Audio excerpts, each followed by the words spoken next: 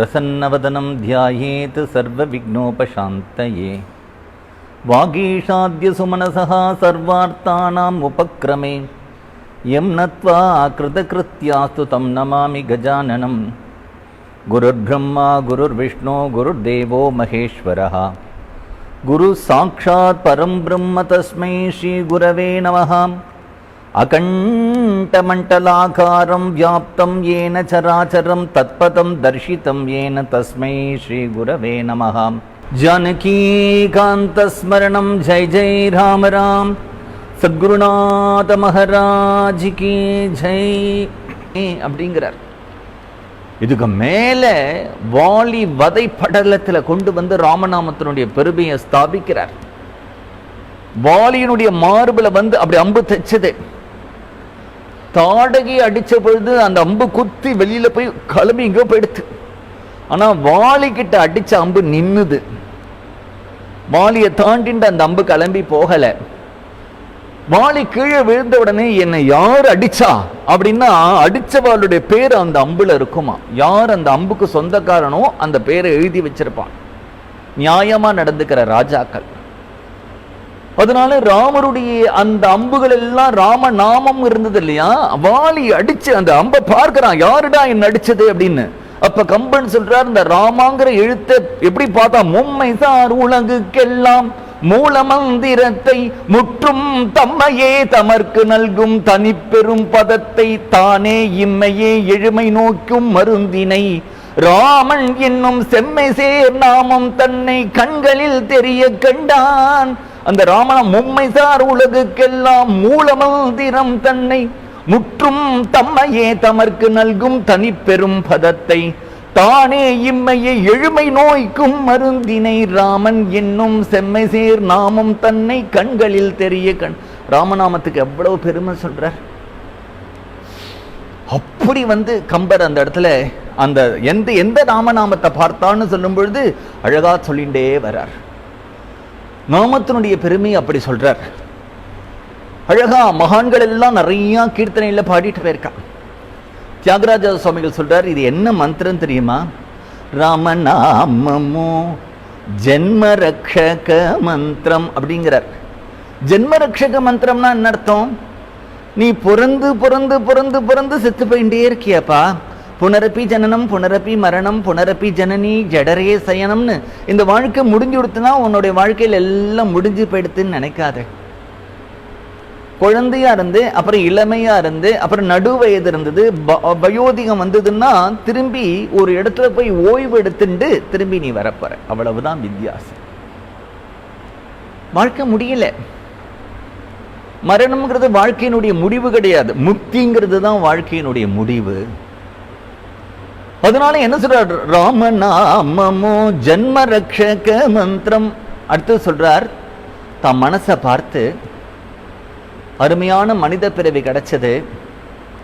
84 லட்சம் ஜீவராசிகள்ல யாராலையும் பேச முடியாது, மனிதனால மட்டும்தான் பேச முடியும். உனக்கு நல்ல 6 அறிவும் இருக்கு, குருவும் கிடைச்சார், சத்சங்கமும் கிடைச்சார். உன்னை கடினமான சாதனைகள் எதுவும் பண்ண சொல்லல, கடினமான ஆச்சார அனுஷ்டானங்கள் எதையும் சொல்லல, ராமான்னு சொல்லுன்றமே. இந்த மனசே நீ ஏன் சோம்பேறித்தனப்படுற? ஏதாவது அக்கப்போர் பேசிட்டு உட்கார்ந்துட்டு இருக்க. தமசமோ செய்யக்கே பஜிம்பவ மனசா ராமநாமமோ ஜன்ம ரக்ஷக மந்திரம் அப்படிங்கிறார்.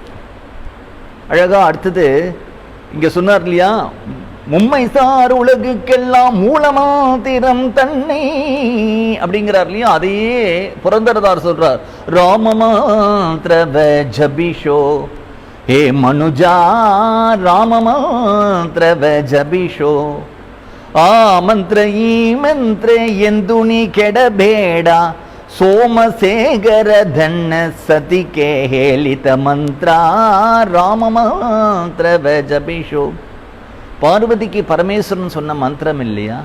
ஸ்ரீராம ராம ராமேதி ரமே ராமே மனோரமே சகசிரநாம தத்துல்யம் அப்படின்னு சொன்னா இல்லையா? பார்வதிக்கு பரமேஸ்வரன் சொல்றார் என்னன்னா, ராம ராம ராமான்னு சொல்லு, இது சகசிரநாமத்துக்கு தத்துல்யம் அப்படின்னு சொன்னார். சொன்னாரா? ஏன்னா ரா மா ரா மா ராமான்னா 1 0 1 0 1 0ன்னு போட்டால் 1000 வந்துடும். இந்த ஒரு சங்கிய. இப்போ ராங்கிற ஒரு அக்ஷரத்துக்கு ஒன்றுன்னு ஒரு நியூமரிக்கலை கொடுக்க முடியுமா அப்படின்னா, இன்னைக்கு நியூமராலஜியில் என்ன பண்ணுறா? ஏன்னு ஒரு லெட்டர் இருந்ததுன்னா அதுக்கு என்ன நம்பர், பின்னு ஒரு லெட்டர் இருந்ததுன்னா அதுக்கு என்ன நம்பர் நியூமராலஜியில் கொடுக்குறாளே. அதுமாரி சாஸ்திரமே என்ன சொல்கிறது அப்படின்னா, சம்ஸ்கிருதத்தில் இருக்கிற ஒவ்வொரு அக்ஷரத்துக்கும் ஒரு நம்பர் உண்டு. 10 × 10 × 10 1000. சகசிரநாம தத்துல்யம் அப்படின்னு சொல்கிறாளே. இப்போ பரமேஸ்வரனுக்கு என்ன பேருனா ஜெகத்குருன்னு பேர். குருங்கிறவருக்கு முதல் யோகியதை என்ன வேணும்னா, தான் ஒன்று காரியத்தை பண்ணாமல் அடுத்தவாளை பண்ணுன்னு சொல்லக்கூடாது. முதல்ல தாதில் நிற்கணும்.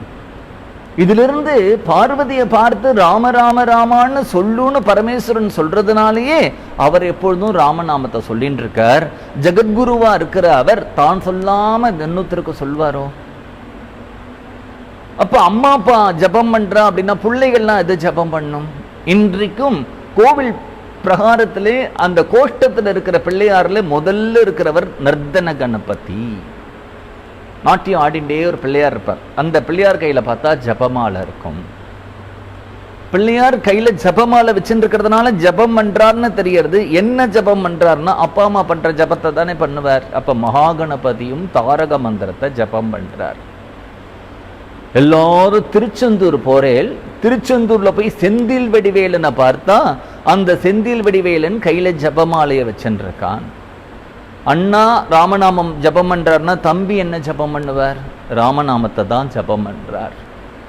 திருச்செந்தூர்லேருந்து நம்ம கன்னியாகுமரிக்கு போனா அங்க காத்தியாயினியா இருக்கக்கூடிய அந்த அம்பாள் கையில ஜபமாலையை வச்சுண்டு முக்கடலும் சேரக்கூடிய ஒரு பாறை மேல நின்னுண்டு தபஸ் பண்ணிட்டு இருக்கா கன்னியாகுமரி. அந்த அம்மன் கையில ஜபமாலையை வச்சுருக்கா. அந்த அம்மா என்ன ஜபம் பண்ண போறா? ராமநாமத்தை தான் ஜபம் பண்றா.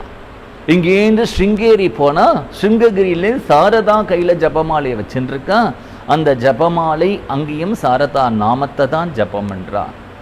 கடைசியா பத்ரிகாசிரமத்துக்கு போனா பத்ரி நாராயணனும் கையில ஜபமாலை வச்சுருக்கான். பத்ரி நாராயணன் தெய்வமே கையில ஜபமாலையை வச்சுருக்குன்னா நாம ஜபம் பண்ணாம இருக்கலாமா? அதனால இங்க சொல்றார், என்ன சொல்றார்? நாம் இதுல சகல வேதகளுக்கே சாரவெணிப மந்த்ரா, முக்தி மார்க்கக்கே இது மூல மந்திராங்கிறார் புரந்தரதாசர். அப்படி ராமநாமத்தினுடைய பெருமை தியாகராஜர் சொல்றார். இவர் சொல்றார் அழகா, பத்ராதன ராமதாஸ் சொல்றார், ஸ்ரீராமுலு திவ்ய நாம ஸ்மரண ஜேயு சுண்ணே சாலோ ఘోరమైన தபமுலனோ கோர நேட்டிகே மனசா. ராமான்னு திவ்யமான நாமம் இருக்கு, அதை சொல்லு போரும். நான் சாப்பிடாம இருக்க போறேன், தூங்காம இருக்க போறேன், காட்டுக்கு போறேன், சன்னியாசம் வாங்கிக்க போறேன், தலைகீழ் நிற்க போறேன்.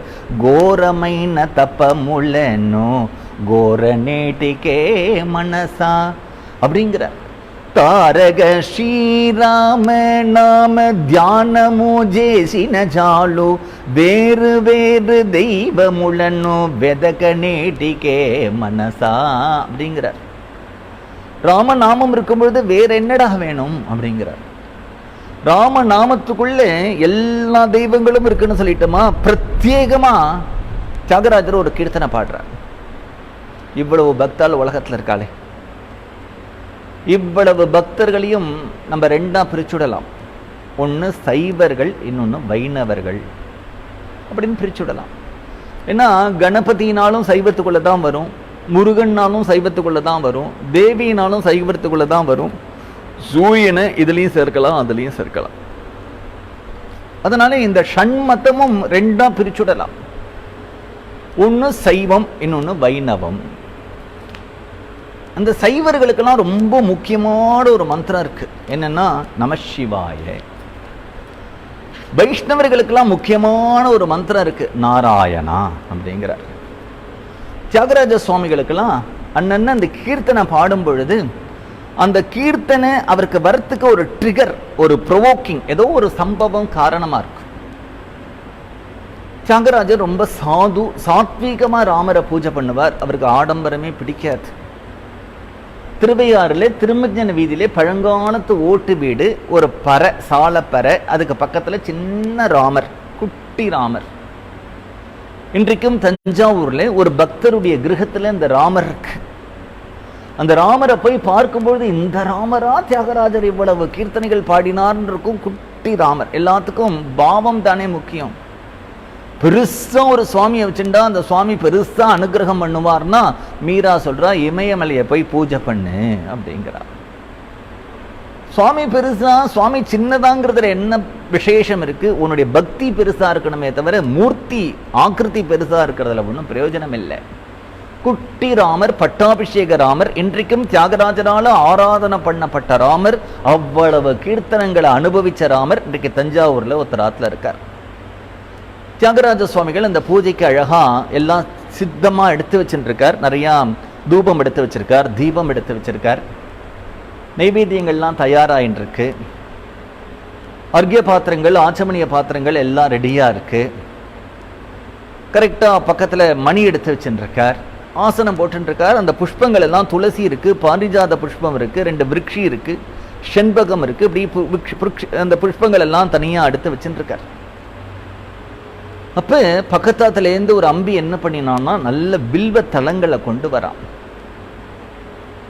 திரிதலமா இருக்கு, ஒரு பூச்சி பொட்டு இல்லை, கொழுந்தா அழகா பளீர்னு நன்னா ஜலம் விட்டு அலம்பிருக்கான், சுத்தமா இருக்கு. ஒரு பூச்சி இல்லை, ஒரு பூச்சி பொட்டு இல்லை, ஒரு 2 இலையா ஒரு இலையா இல்லை, பவித்திரமா இருக்கு.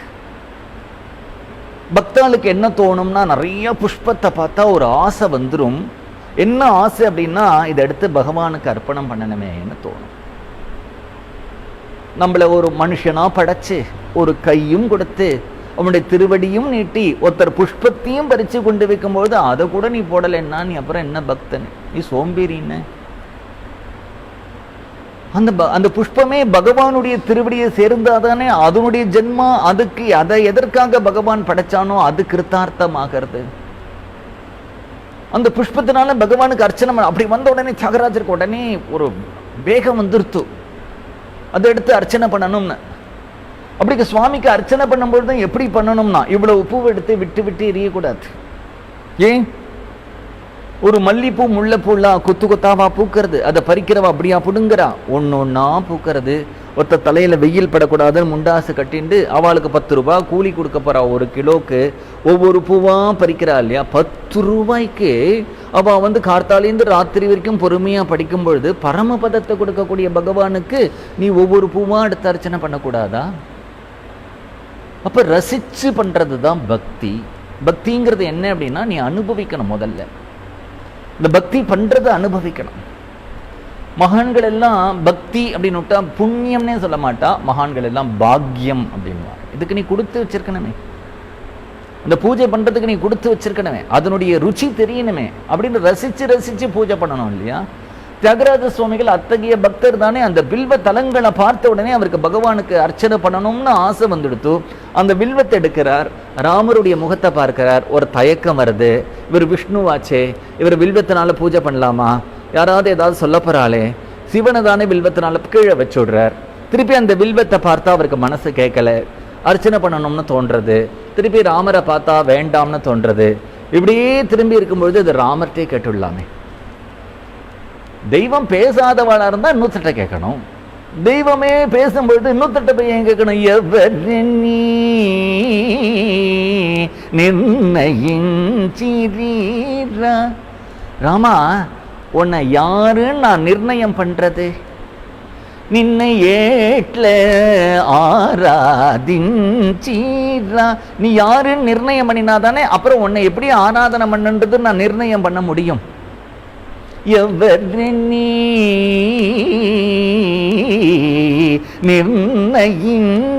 நிர்ணயிரா எட்ல ஆராதிஞ்சீரா.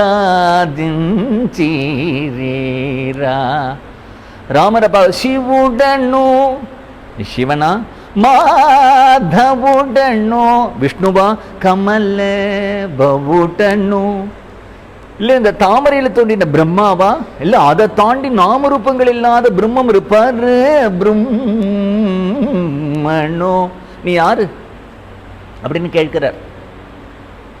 அவரே முடிவுக்கு வர்றார். சிவ மந்திரமுனகுமா ஜீவமோ மாதவ மந்திரமுனக்கோ ராஜீவமோ.